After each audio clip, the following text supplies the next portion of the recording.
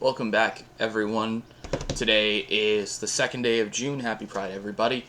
And it is time for a stacky of video games. You can probably guess one thing that's in this, but let's see everything else that we got here.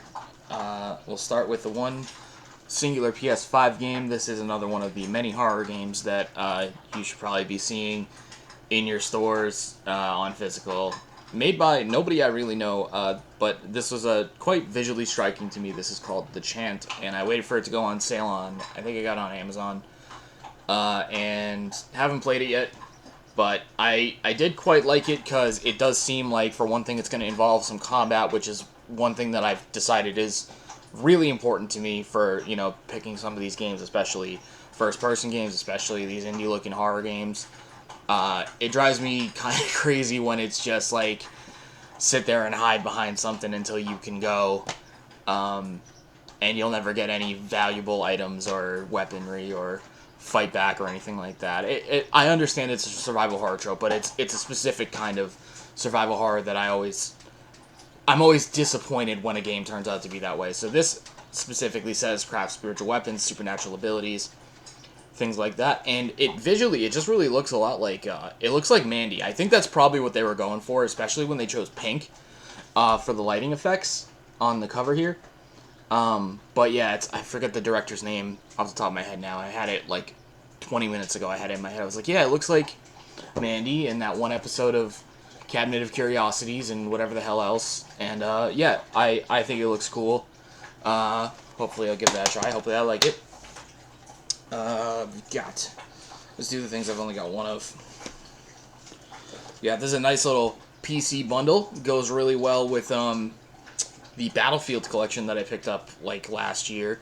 This is the Medal of Honor 10th anniversary collection. The key to this, of course, being that it has all of the early Medal of Honor games that are only on PC. So it says it has Vanguard on it, which I didn't see not Vanguard, Airborne. And I'm trying to remember if I saw a disc for that. That might have been intended to be a code originally, but it seems to me like they've done a couple bundles of this, and this is just a nice thick DVD case right here. And this has Allied Assault Spearhead, Pacific Assault, and Breakthrough. And it's got Airborne, which I don't care about because I have that on consoles, and I would just play it on a console. But these are the early Medal of Honors that I don't have.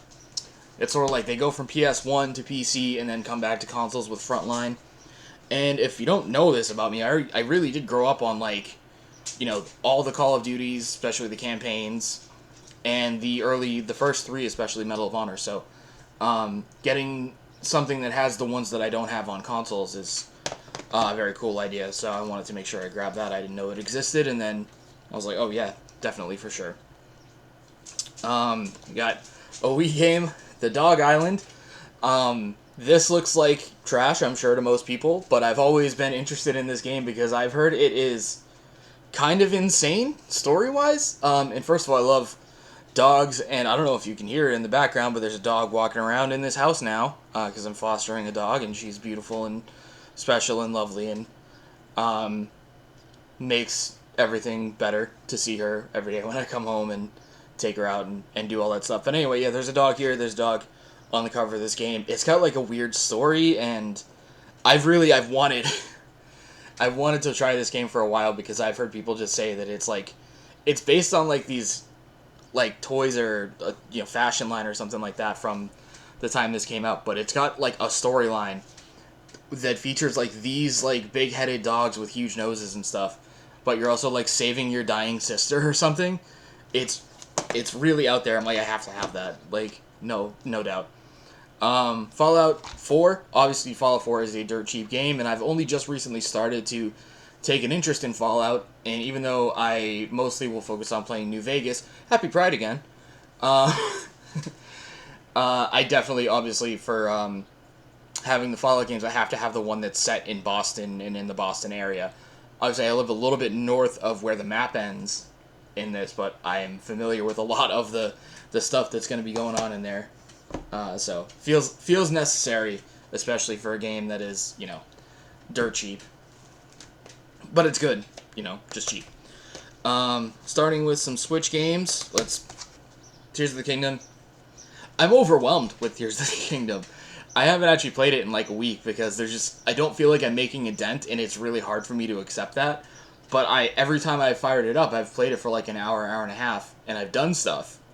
And it's beautiful, and it's amazing, and it's intuitive, and there's just, the possibilities are endless, but I'm so like, this is something I play for like over the span of a year and a half maybe, and eventually I finish the story if I can continue to like get an hour or two in a week. Like, it's insane, this game, and I understand it deserves every accolade it gets, but just like Breath of the Wild was the only game of its style that I could be bothered to finish, especially because it was the only game that existed on a new console, this is a lot for me. So it's going to be slow and steady with that game, but I'm glad everyone's enjoying it, and I can see why. And then the big box in my hand. This is a special edition of Silver Case, the Suda 51 sort of noir visual novel stuff, and this has both of the games on it. It's Silver Case and the 25th Ward, which I had previously on PS4, but this is just a really nice looking special edition here that I was like, oh yeah, I definitely want that. And I had it on PS4, and now I can have it on Switch. And I'll say that again about something before we're done with this stack. Just a nice box, goes on the collector's edition shelf. It doesn't take up too much space, so that's fun. Did I just put Skullgirls in there? Silver Case is here. So yeah, that's fun. Close the box up. And I've already spoiled the next one. It's Skullgirls. Skullgirls, second Encore. I never actually played, I never actually owned any version of Skullgirls, even digitally, before, but I know that this is it's a nice looking game. It's a cool, like, 2D fighter, and one of my partners is really into it too, so I was like, hey, should I pick this up? And she immediately was like, oh yes, definitely. I didn't even know it had a Switch physical release, so yeah, definitely wanted to grab this. Although I can't say too much about it right now, other than what it says on the back. You got 14 fighters. It's probably got a bunch of like DLC having been released over the span of like 10 years or something like that. Speaking of fighting games, Fight Grab. I've been waiting for this for fucking a year. I think I pre-ordered this a year ago, and it only just came in like 2 weeks ago. It was supposed to come out in October. How could I not want what looks like an absolute kusoge, like, intentionally shit game? I don't know if it is, but it's just big, awkward, like, different types of crabs fighting each other on a kaiju style, like, across cities and with big weapons and things. It looks insane, and it comes with stickers and poster and, stuff like this. Haven't played it yet, but it looks... How could I not want that? Already had this game, but decided that I liked it, so I wanted to get it on Switch. This is Disco Elysium Final Cut. My favorite thing about Disco Elysium has been seeing everyone talk about it, because I played it for like 2 hours on PS4, and I was like, this is brilliant. But just like Tears of the Kingdom, it's overwhelming. So I intend to get down to this on like my Switch and play it like on my Switch Lite and handheld, and do it, like I said, like a little bit at a time. But like, I just really enjoy like the discourse about this game is some of the best that I've seen. I definitely know that I am big into what this game is selling, for sure. And then lastly for Switch today, this is Dodonpachi Resurrection. Having a Dodonpachi game physically for any console is awesome. Cave makes some of the most amazing shooters you've ever seen, especially fast-paced and bullet helly and stuff like that. I had the good fortune of playing some Dodonpachi from the 90s at the Galloping Ghost last year. They were awesome. And finally getting any physical release of a Dodonpachi game or a cave shooter. I'll buy any cave shooter, really. I had to actually choose. I could not buy both this and SP Galuda, or SP Galuda, however the fuck you say that game, because I have SP Raid on physical. I have this now.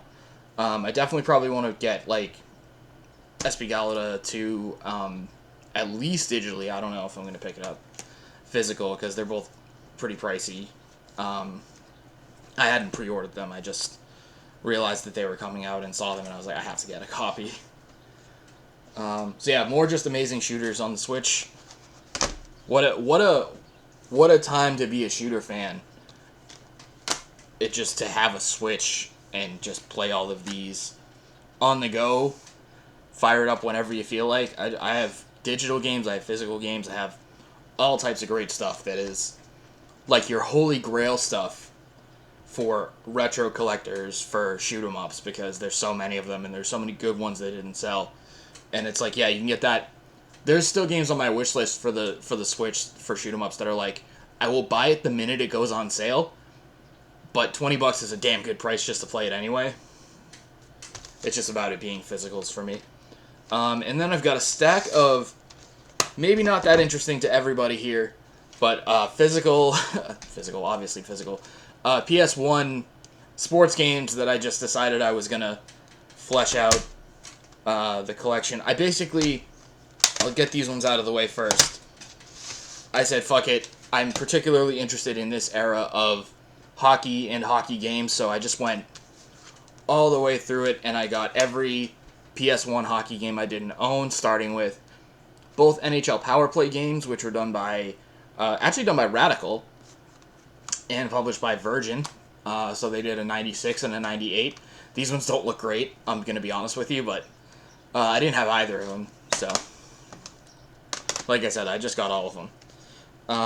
NHL 99 here, which NHL 99 is a favorite of mine, but it is a specific thing to the 64 one. So, as I might have said before, I probably talked about it when I streamed it. NHL 99 on the 64 is amazing. I love it. It's the only EA Sports game, so I have a specific, like, I specifically love it because it's the only EA Sports hockey title, and almost by default the best sim hockey title on the 64. But this game, NHL 99 on the PS1, is like the true updated version, and the 64 version is just a roster updated 98. So sometimes when people talk about this game, it's the PS1 version, and I actually don't have the same basis for it. If you ever mention, like, that the intro is Heroes by David Bowie, that's this game. That's not NHL 99 on the 64, and I always have to remind myself that. It's like, I still associate the game with that song, but this is the only one that actually has it. So, and then I picked up 2001 on the PS2 last month, and then this is the last couple face-offs I didn't have, 97, 98, 99, on which we have Paul Coffey, John LeClaire, and Tony Amonte, and then LeClaire comes back on 2000, which I already had. So yeah, that's PS1 hockey games. I think I basically have all of them, unless there's an import or two out there that I don't. I think probably Actual Ice Hockey, I have the second one, but I don't have the first one, but they're imports. I'm not like going after them or anything. CoolBorders 2. Not particularly drawn to CoolBorders. There's 5 or 6 of them, and I have like the Dreamcast one, Rippin' Riders, and I have 2001, which is like the bad one, or out of the first couple of it's the bad one.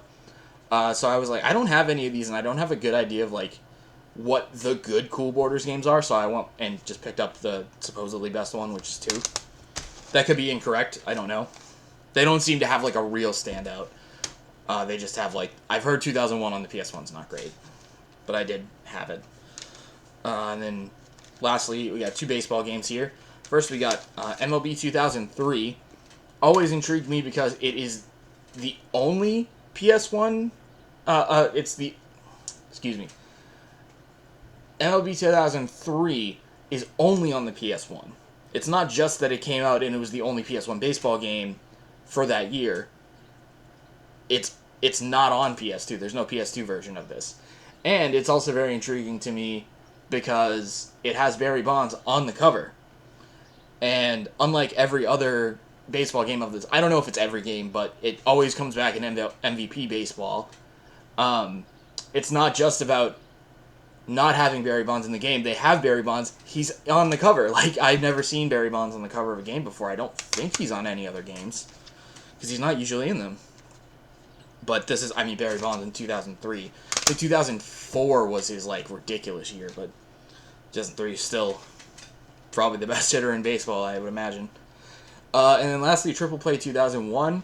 I just heard that it has some modes that have like some real weird gimmicks in it, like a big target hitting mode and stuff. So I was like, I'll grab this too.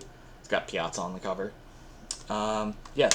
So finishing on PS1 sports games, but yeah, interesting month, fun stuff. Gonna go play some Madden 2001 to talk about more sports games, but that's on the 64 front. Gotta stream that. And yeah, I'll see y'all again next month. Lastly, happy Pride for the third time. See ya.